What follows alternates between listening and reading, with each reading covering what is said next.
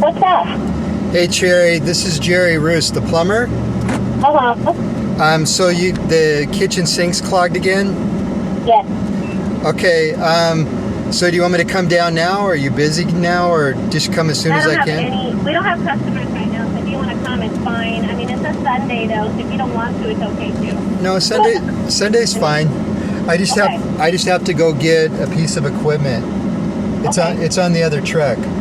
I just think it needs to be staked again. I don't know. It's been like this for a week or so, and we've been trying to get it down.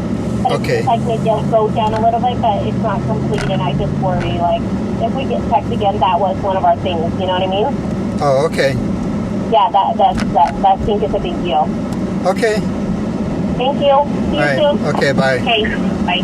That was one of my really good customers. They own a couple restaurants in downtown Ventura, and they call on Saturdays and Sundays quite a bit. And I love how they say, it's Sunday, you don't really have to come if you don't want to. But what it really means is, if you're not, I need to know if you're showing up today, because if not, I'm gonna call someone else. And of course, we work on Sundays. If you don't like to work weekends, you don't like to work at night, don't become a plumber.